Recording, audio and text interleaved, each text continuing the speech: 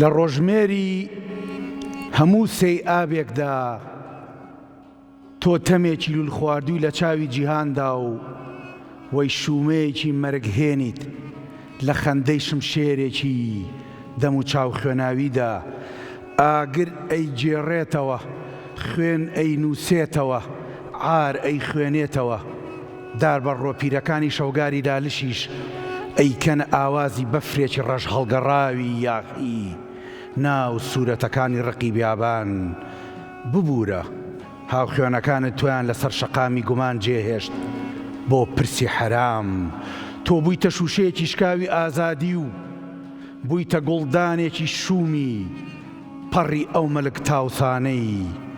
بە فتوای منارەکان سەربڕان. زانی ئێمە جوانترین سڵاتان لێبێت و ئێوارەتان باش بێت. هیوادارم ئەمڕۆ ڕۆژێکی باشتان هەبوو بێت. 11 ساڵ لەمەوبەر لە سێی ئابدا کارەساتێکی گەورە دووبارە بەسەر کورد داهات. ئەمجارە کارەساتی شەنگال بوو و هەروە جینۆسایدکردنی خوشک و برا ئێزیدیەکانمان بوو کە بەداخەوە ئەتوانین بڵێن خەمێکی قوڵە کە هەموو سێی ئابێکنا هەموو ڕۆژێک بە بیرمان ئەهێنێتەوە.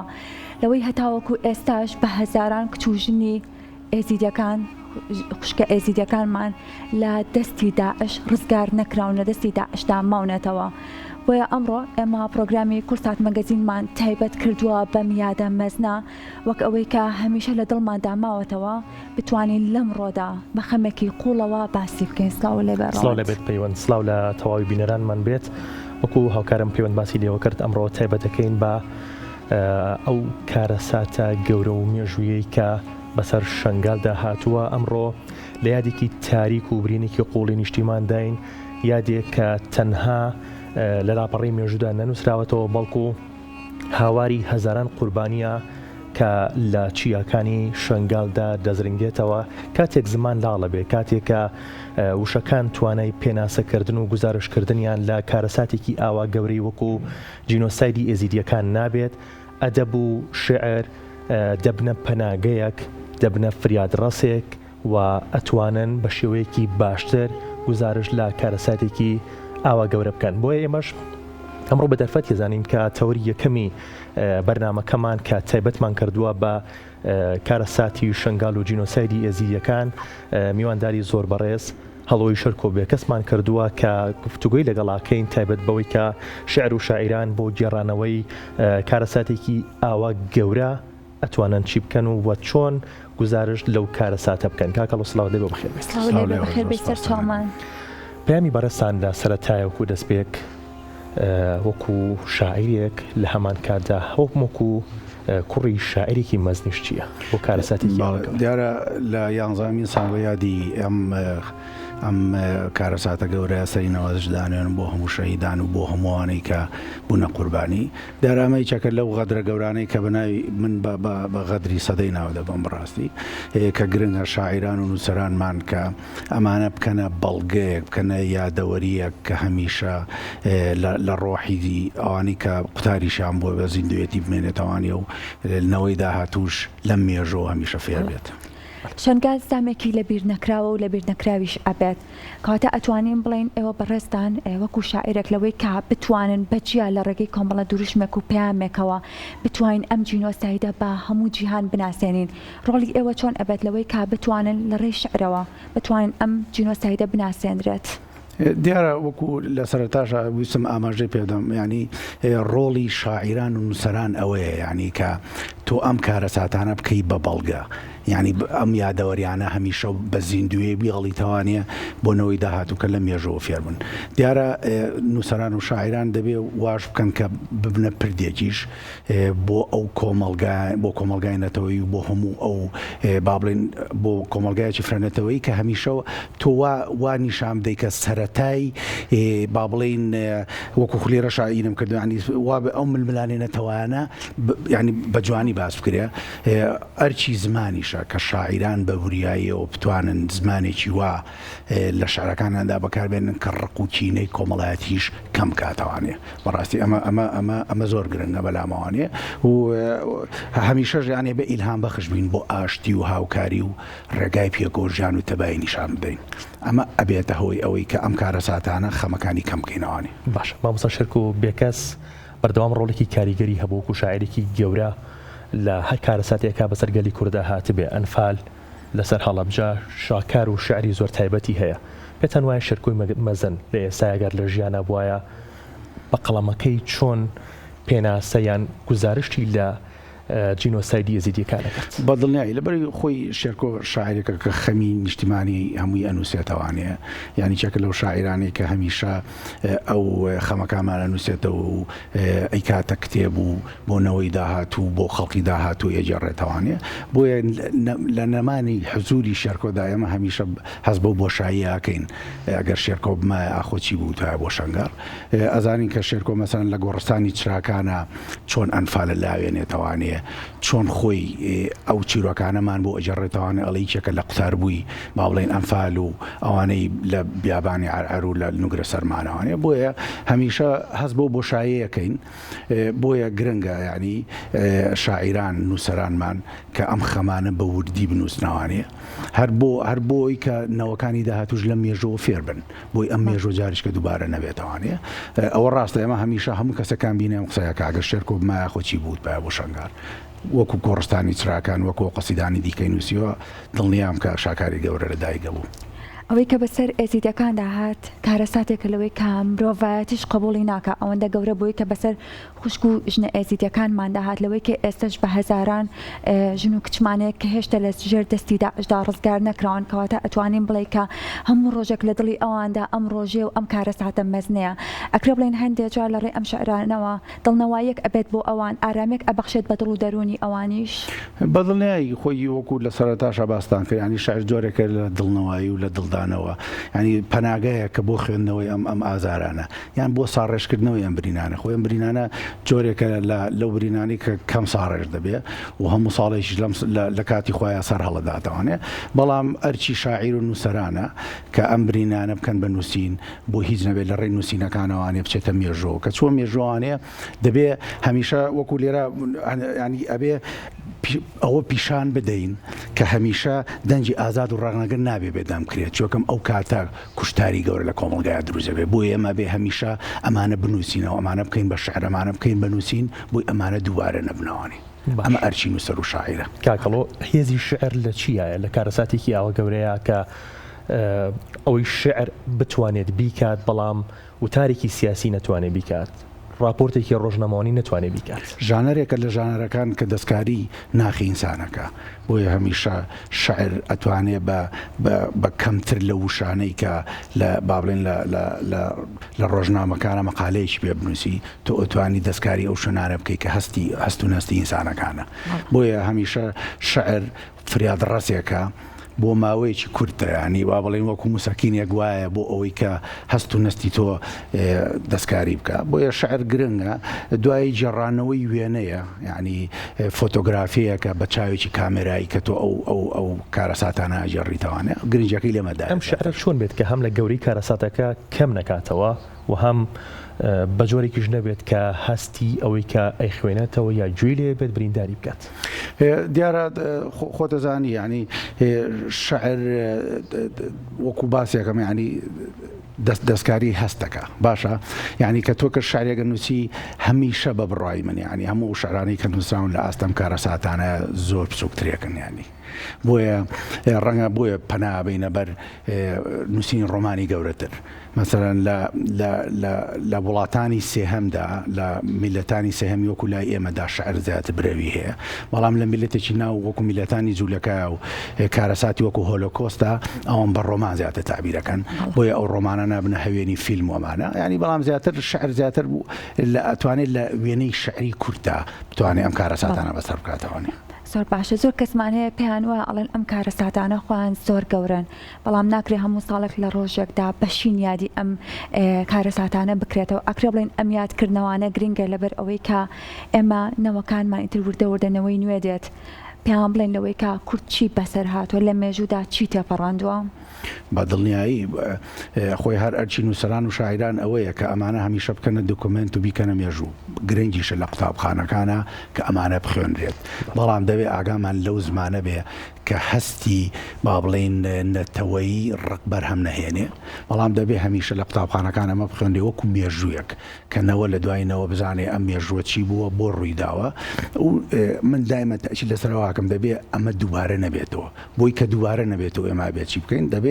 ئەبێ ئەم هەستانە هەم بکەینە مێژوو دەبێ بخوێنرێ دەبێ منداڵانی داهاتوونەوە و نەسلی داهاتوو ئەم مێژوە فێر بن بەڕاستی ئەو ڕقەش نابێ بەرهەم بهێنرێت بە هیچ شێوەیەک لە ڕووی زمانەوانی ئەرکی شاعیرەکە ئەم کارەساتە گەورانین بەسەر گەلی کوردە هاتووە بە دەرەوە بناسێنێت بەدڵنیایی ئەتوانێت لە ڕێی شعرەوە لە ڕێی ئەدەبەوە ئەم کارە بکەین هەمومان وێنە کێشێک ئەتوانێت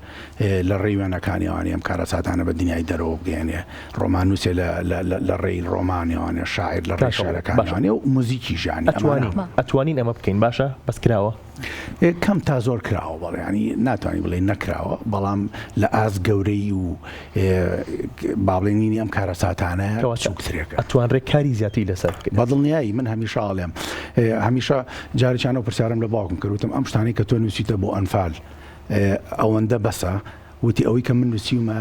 زۆر لە خوار ئەژنۆی ئەو کارەساتانەوەن دەبێت هەمیشە بەرزتر وەکو شاخێک ئێمە دەبێت شاعران و نووسەران و ڕۆمانوس و وێنەکێش و موزیکژەن و ئەمانە هەموو ئەکتەرەکان ینی ئەبێ هەمومان لە خەمی ئەمە دابین کە ئەمانە بنووسینەوە هەر یەکە و لە لێنی خوا پێم وایە لە دوای ئێمە مەسەڵ وێنەکێشێک دەباسەکە خەمەکان دەبێت بە وێنە بناسێنی شاعرێک بە شاعر موزیکژەنێک بە موزیکەکەی ئەکتەرێک بە ئاکتینگ و لە فیلمدا ڕۆمانوسێک بە ڕۆمانەکانی ئەمانە زۆر گرنگە کەواتە ئەرکی هەمومان بەدڵنیایی هەمومانە زۆر باشە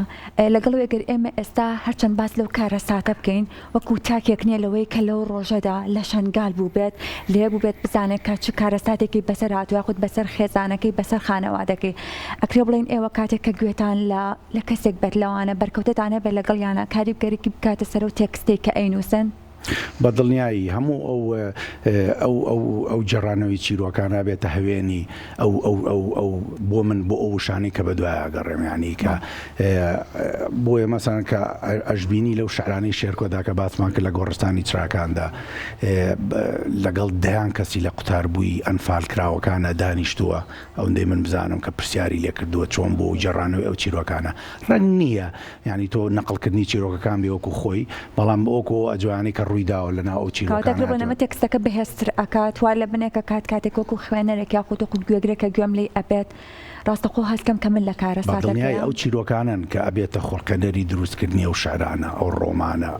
ئەو تابلۆیانە یان ئەو موزیکانە و ئاوازە بەڵێ باش کاک کەڵۆ ئەرکی شاعیرەکە ئەم کارەساتە گەورانە تەنیا بە کارەساتێکی مێژووی نەهێڵێتەوە بەڵکو بە یادەوەرێکی زیندوو بهێڵێتەوە بەدڵنیایی چۆن ئەتوانن لە ڕێی شعرەوە ئەم کارە بکەن هەمیشە نووسەران و شاعران دەتوانن ئەو چیرۆکانە بپارێزن کە پاراستیان و بە زیندوو هێشتنەوەی یادەوەری ئەو قوربانیانانی کە قوتاریشان بۆ ینی ئەمە لە ڕێی ئەووانێک کە تۆ بۆ نەسڵ و بۆنەوەی داهاتوی بجێڕیتەوانێ بۆی کە لەو مێژووە فێر بن ئەمە گرنگە ڕەنگە ئێستا ئەم نەسلی تازە ئەم نەوە تازەیە لەو چیرۆکانە ڕەنگە زۆر ئاگادارم هەرچەند ئەمە 11 ساڵە ینی زۆر چیرۆکێکی و با بڵێن کارەساتێکی زۆر کۆن نییە بەڵام ئەرچی نووسەرانە ئەرچی شاعرانە ئەرچی هەمومانە کە ینی بتوانین ئەو بیرۆرانێ بە زیندوی بهێڵینەوانەیە لە ناو بیر و لە ناو هزری نەوەی داهاتووە وەکو مێژوویە کە هەمیشا بێ بگەڕێنەوە بووی و تایبەتی لە قوتابخانەکانە باسکردنە لە بەرنمەیەکی وایە لە شعرە لە تابلۆیەکە لە ڕۆمانێکە زۆر باشە ئەم تێکستانەی کە ئەنووسێت بە کوردی تا چەند گرنگە وەربگردێتە سەر زمانی دیکەش بەدڵنیای ڕەنگە وەرجێڕانی شعر بۆ خۆی ژانەرێکی زەحمەتە ئاڵۆزە ئەحساسیە زیاتر ینی ڕەنگ نییە بتوانێت ئەو وشانە بە وینەی خۆی بگەێنێ بەڵام نووسین ڕۆمانیشمان زۆرە ینی کەن نووسراوە لەسەر ئەنفال و لەسەر ئەم جینۆسای دەمانە بە بڕای من ئەوانە وەرجێڕانی گرنگترێکە لە دنیای ئیندوستریالیست و لە وڵاتانی پێشکەوتوخوازە ڕەنگە بەرەوی زۆرتر بێ کە شعرێک زۆر نیان جوڵێنە بەڵام خوێنەوە ڕۆمانە گرنگ بێ کە بتوانێت وەکو لە هۆلۆکۆستا باسم کە لە سەرەتایە ینی بەدەیان ڕۆمانی گەورە و شاکاری گەورە نووسراون لەسەر هۆلۆکۆست کە هیچی کەمتر نییە لە ئەنفال دەستخۆش کاکەڵۆ جان پەیامی کۆتاییتمان بیتێ پەیامی کۆتایی ئەگە دەژم تێکستێکمان هەیە بۆ وەڵای پەیامی کۆتاییمەوەی ئەمە ئەم شعرە بخوێنمەوانەیە کە ئەمە بۆ بەتایبەتی بۆ شنگارم نووسیوە و هیوادارم لەم جۆرە بەرنامانە زۆر بن بەرنامە نەبێ بەس بۆ ئەو ساڵیادا بەرنامە بێ بۆ مێژوو بەرنامە بێ بۆ ئەوەی کە لە هزری هەمومانە بمێنێتەوە و ئەم کارە ساتانە دووبارە نەبنەوەنێ و بۆ نەوەی داهاتوش هەمیشە لەو مێژەوە فێر بووە لە قوتابخانەکانە بە تایبەتی کە من زۆر جەختی لەسەرەکەمەوە دەبێ ئەمانە بخوێنرێن بەڵام بە شێوەیەک لە شێوەکان بە زمانێکی نەرم بێ کە هەمیشە وەکو مێژوو گەڕینەوە بەلای و منداڵان لەوێ فێر بن. زۆر باشە تێکستەکەمان پێشکەشەکەیت و پێشکەشی بینەرانیەکەین بەڵام پاش خوێندنەوەی دوای خوێندنەوەی تێکستەکەی کاک هەڵۆ تایبەت بە یا کارەساتی شنگال شوێکی کورتمانە بێت و بەردەوامی لەگەڵتان. زۆر سپاس دەکەین کە ئامادە بووی ئەمڕۆ لەگەڵمانە زۆر سپاس بۆ بەڕێزە زۆر سپاس دەکەین. لە کەناری شەوێکی سپیەوە کەوتمە ڕێ و هەنگاوم ئەم چیانەی داچڵەکان هەوا ڕەنگین و خەیاڵم کەژێکی دەم بە هاواری ئاسۆگەی بینین بوو لە ڕۆخی شەوێکی ئەنفالیەوە پەڕیمەوە ئەو بەرگەرمیانی وڵاتی تەلیسم و ئەفسونی فرین و خەوبینین بۆ باڵندەی دڵی ژنە ڕەشپۆشەکانی ئێرە لەنگەرێ بووم لە ناو تەمی گومانێکی هەڵپڕووزاوە و چاوم چاوی تەوارێکی تەڕی بەر ڕێژنەی پرسیار و گژەبای دوودڵی و فرینم دوو بازی باڵدا گیرساو بوون من هەمیشە لاوانەوەی جێژەنێکی خوێنگەرم و ئاه و ناڵەی شەتاوێکی لاساری بناری چیای چێرمێرە بووم و من هەمیشە لە تەوقەسەری عەشقێکی چاونەترسی ئەنفالەوە ئەڕژێمەوە ناو فرمێسکەکانی شەنگارەوە سامێکم لە شێوەی گەرداوێکی شێتوێتدا تین و تاوێکم لە شێوەی شمشێری دەست بە خوێنی شەنگالدا من لە ئەشکەنجەدا هاژەم کرد و لە مەحاڵدا باڵم گرت من هەر لە بەردی هەتاوی گەرمیان و لە شاخی خۆڵەمێشی خۆم ورم هەستانەوەم دروست کرد و لە دارستانی زمانە چەند جار سوتاوەکەی خۆمدا هەڵم کرد من بەفرێکی ڕەش هەڵگەڕاوی یاخی بووم و لە سوورەتەکانی ئەنفالی بیابان جیابوومەوە سەرم نەدایە دەست شمشێرەکانی عروبەی سەحرا هاوارێکی دەم و لێو خوێناوی بووم من هەمیشە وەک ئەم کێوانە ئەسپی ڕۆژگارە چەموشەکانم ڕامە کرد و لە چەرمی بڵێسە زینم بۆ ئەسپە کرد و ئینجا سواری ئەبووم من لێرە چیای شەنگاڵم ئاژوو بەڵام جڵە و ئەکرد و دەستم بەیاڵی دوا ڕۆژە ئەهێنا و پەیامی ڕەهێڵە سەوزەکان و مژدە گوناهە زیندانیەکان و ناو هەوری تاریکی بووم من نوێبوونەوەی سەعات و من سوێبوونەوەی ڕۆژگار و ناڵەی شەوژانی مانگ و قرچەقرچی دەقیقەم بەڵام ئەمڕۆ پێ ئەکەنم من لە شەنگاڵدا بوومە هەڵمی سەر تابوتی وڵاتێک و بەڵام ئەمڕۆ لە چاوانی سنون و دەنگی خانە سۆر و وردیە و دووگرێدا بە بەژن و باڵای زیوینی درەوشاوی بەربارانی ئازادیم هەور ئەمرێ و هەور ئەزێ و زمان کاش فڕێ ئەدات و زەمان بەرەژان گرتوێتی و وا خەریکە سەدەیەکی تازە بەبێ ساڵ ئەمرێ و ساڵ ئەزێ و بۆ سبەینێ لە هەزارەی سێمیندا ئەچمە سەر یەکەم پێپلیکەی وشەی تازە و لە ڕەنگی شوناسی نیشتیمانی دوای شەنگاڵ ڕائەمێنم لە ناو دەفری سبەینێدا خەیاڵ و ڕەنگ تێکەڵەکەم هەوڵ ئەدەم دەنجێ بێنمە گوێی ئەم شاخانەوە نەبیسراو بێ هەوڵ ئەدەم ڕەنگێ بێنمە چاوی شەنگاڵەوە نەبینداو بێ.